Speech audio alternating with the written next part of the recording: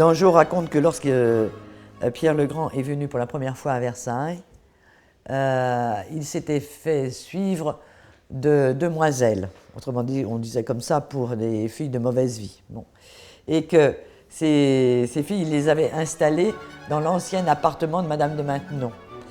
Et là, donc Dangeau nous raconte l'affaire, mais Saint-Simon, reprenant Dangeau, amplifie en disant que cela avait fait scandale, surtout auprès du valet de chambre de Madame de Maintenon, qui était à ce moment-là gouverneur de Versailles, et qui avait le sentiment que c'était un temple qui avait été profané, parce que c'était l'appartement de Madame de Maintenon pour lequel il éprouvait énormément d'admiration, et donc d'y mettre comme ça des filles de mauvaise vie, voilà.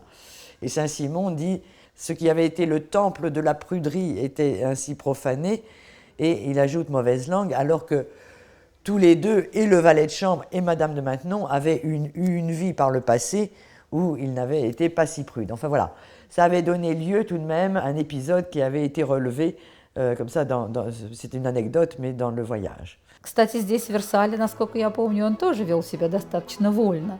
И бывали тут и такие возлияния, и даже не совсем пристойное поведение. Он даже оправдывался перед женой, что это не по мне, да я и стар.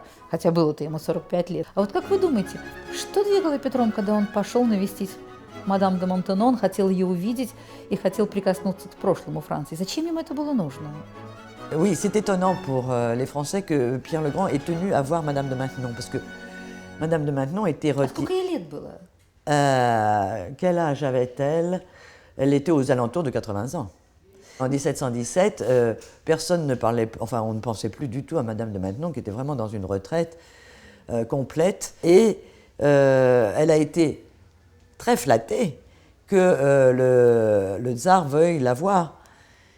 Simplement le tsar, d'après Saint-Simon, mais Saint-Simon est une mauvaise langue, d'après Saint-Simon, le tsar serait arrivé dans la chambre où elle était, aurait écarté les rideaux des fenêtres.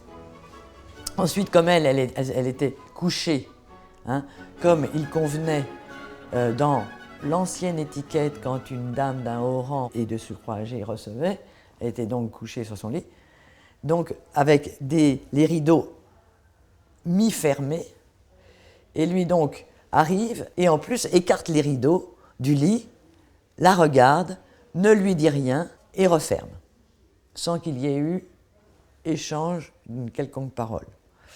Alors Saint-Simon dit que Madame de Maintenon a été étonnée, et plus encore qu'étonnée, mortifiée. Il n'y a que lui qui le raconte, il n'y a que Saint-Simon qui le raconte. Les relations officielles, évidemment, n'en parlent pas. Donc on ne sait pas si c'est la réalité vraiment, mais enfin bon.